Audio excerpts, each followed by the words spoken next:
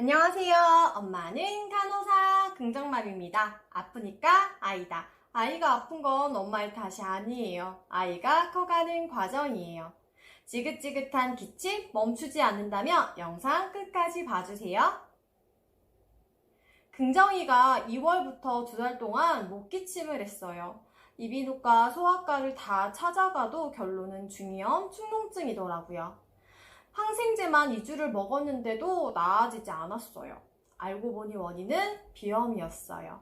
비염이 원인인 줄도 모르고 긍정이에게 항생제만 2주 넘게 먹인 게 너무 미안해지더라고요.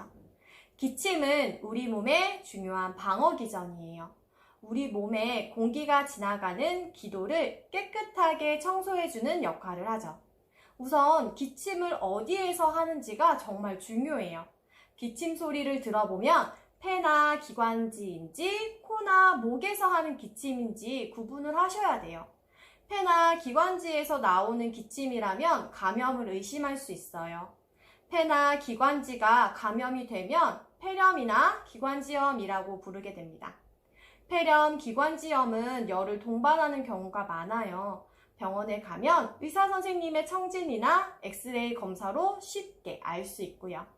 치료도 항생제를 먹거나 가래 배출을 도와주는 호흡기 치료기, 가래 배출에 도움이 되는 진해거담제를 복용해 주시면 3에서 4일 후면 차츰차츰 증상이 좋아져요. 하지만 문제는 목기침입니다. 특별한 원인을 못 찾는 경우가 정말 많아요. 특히 봄이나 가을 같은 환절기에 주로 나타나게 되고 요즘같이 더울 때는 에어컨 사용으로 인해 온도 변화가 크면서 나타나기도 해요. 특징은 밤보다는 낮에 기침을 한다거나 재채기를 동반하는 경우가 많아요.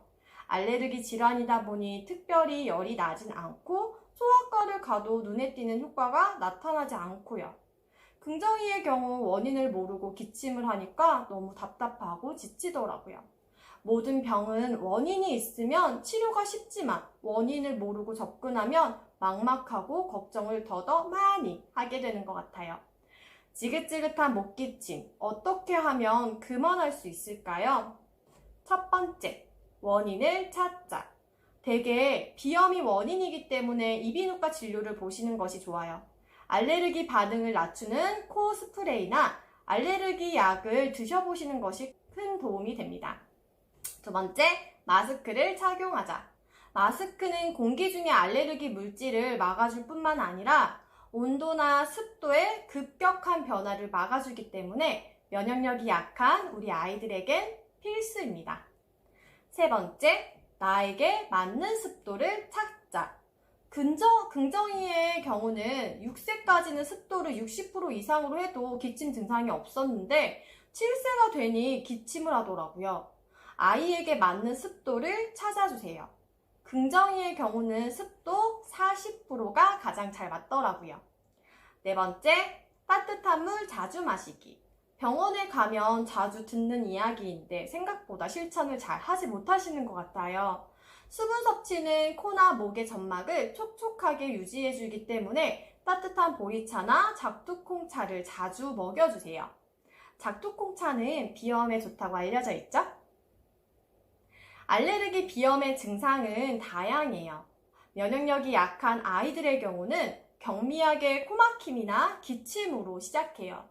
알레르기 비염의 경우는 소아과보다는 이비인후과를 방문하시는 것이 더욱 증상이 빨리 완화가 돼요. 이비인후과에서 코에 맞는 다양한 약들을 사용할 수 있다 보니까 코막힘이나 기침 같은 증상이 쉽게 나아지기도 하고요. 긍정이의 경우는 코스프레이를 바꾸고 일주일 만에 기침이 눈에 띄게 좋아졌어요. 긍정이가 처방받아 사용하는 코스프레이는 아바미스 나잘 스프레이라는 건데요. 정확한 성분명은 미부나 플루티키손 프로에이드예요. 쉽게 이야기하면 아주 약한 스테로이드제예요. 스테로이드로 코에 방어막을 친다고 보시면 될 것 같아요. 비염의 시작은 코가 온도나 습도, 진먼지, 곰팡이, 미세먼지 같은 우리 몸과 맞지 않은 것들이 몸에 들어오면서 방어하기 위해 반응을 하는 거예요. 부모님이 비염이 있으시다면 아기도 비염이 있을 가능성이 높고요. 아바미스 나잘 스프레이는 의사 선생님의 처방을 받아 사용하는 거예요.